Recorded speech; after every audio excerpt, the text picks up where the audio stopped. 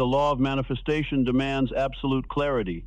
You must hold a vision free of conflict, an image so specific you can feel it even in the present. When you can close your eyes and still see it, when you can think of it and truly feel it, that is the moment reality has already begun to move into harmony with you. Look at the world around you to see this law at work. Every product you use, from the phone, the table, to the car, is the result of an idea once held in someone's mind. Someone saw it before it existed. And that vision, when combined with belief and action, opened the path for the idea to move from the invisible to the visible. Likewise, your life today is the product of the invisible blueprints you have carried in your consciousness for years. Many object, I never imagined the failures, losses, or pain I've gone through. The answer is, you may not have imagined them deliberately, but you unconsciously sowed them through repeated streams of thought, through negative beliefs about yourself and life, through emotions you allowed to linger. The universe does not distinguish whether you create consciously or in obscurity. It only receives the signals you emit and reflects them back in corresponding circumstances.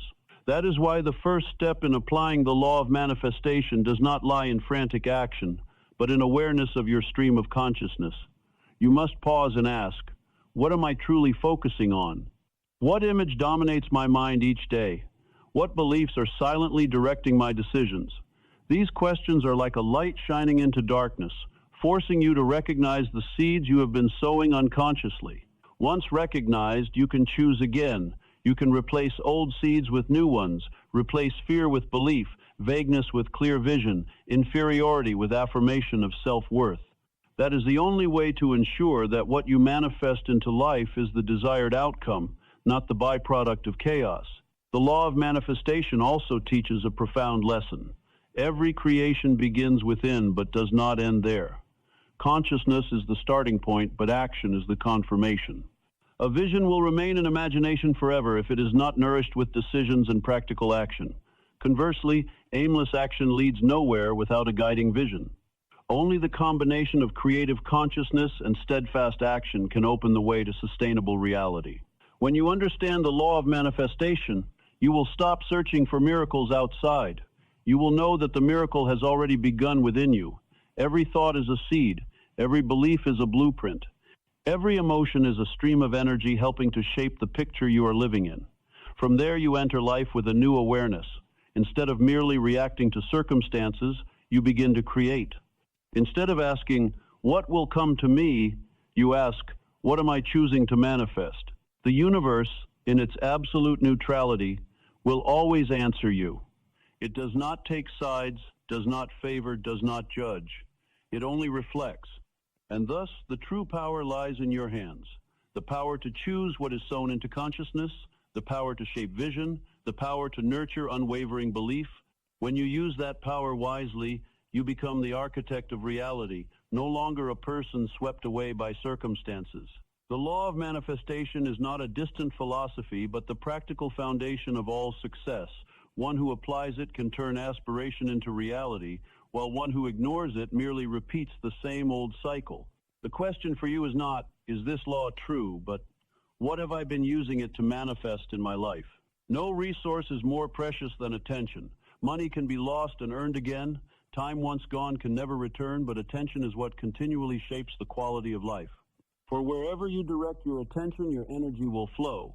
And wherever energy flows, that will grow, shaping emotions, thoughts, and ultimately becoming concrete experience. Therefore, if you want to understand why life is unfolding the way it is, you need to pause and conduct an audit of your attention. Auditing attention is no different from auditing finances. You must look back to see where the flow is going, which accounts it is falling into, and whether it is bringing value or only waste. The danger is that most of us have never asked ourselves, what am I paying attention to every day? That question, seemingly simple, opens the entire picture of destiny. A person who devotes most of their attention to worries, dissatisfaction, and bitter comparisons on social media will, unsurprisingly, find their mind riddled with tension and their life devoid of joy. Conversely, one who knows how to place attention on constructive ideas, emerging opportunities, and healthy relationships will naturally see life turn into proof of abundance. Attention is the invisible rudder.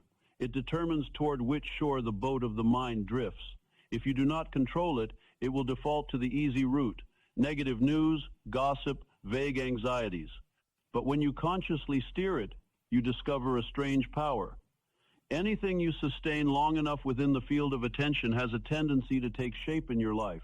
Ask yourself, in the past week, what have you thought about most?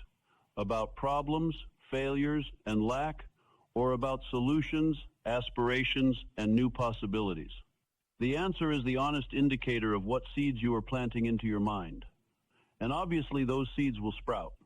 A person who always focuses on their mistakes will never see the way forward. One who obsesses over the luck of others will miss the chance to unlock their own inner resources. On the other hand, someone who knows to place attention on learning, action, and nurturing vision will sooner or later reach achievement. This is not mere rhetoric, but the inevitable logic of the mind. The human brain functions as a massive filter. In every moment, millions of stimuli flood in, yet you perceive only a small fraction. That filter, called the reticular activating system, RAS, automatically selects information that aligns with what you are paying attention to. If you believe opportunities are scarce and life is difficult, the RAS will gather all evidence to reinforce that belief. You will see dead ends everywhere. But if you choose to believe that opportunities always exist and abundance is waiting, the RAS will begin to filter signals, people, and situations accordingly. From there, lived experience shifts. Thus, auditing attention is not only an exercise in observation, but an act of reclaiming control over the rudder of the mind. It forces you to ask, what am I allowing to dominate my mind? What kind of seeds am I growing each day? Does what I focus on lead me to the life I desire? These questions, when answered honestly, expose every contradiction between what you say you want and what you are actually planting. In practice, auditing attention requires 3 steps. First, record. Just as an accountant logs every transaction, you need to write down the prominent streams of thought in your day. Whom you thought about, what you thought about, whether positively or negatively. Second, classify. Ask yourself, does this focus bring constructive energy or drain me? Does it move me closer to my goal or pull me further away? Third, reallocate. When you find yourself investing attention into loss accounts, such as baseless worries, useless complaints, consciously redirect it toward profit accounts, ideas, solutions, practical actions. Remember, no attention is neutral. Every stream of attention is an investment of energy. And like every investment, you will reap exactly the kind of return it produces. Invest in anxiety, you will receive anxiety. Invest in inspiration, you will harvest inspiration. This absolute fairness favors no one and exempts no one. Some may ask, but how can I control when thoughts keep pouring endlessly? The answer lies in awareness. You cannot stop all thoughts from appearing, but you can absolutely choose what to keep within your field of attention. Like standing in a noisy marketplace, you cannot make everyone silent, but you can choose to pause and listen to a particular voice. Consciousness is the same. The power lies in choosing what you nurture.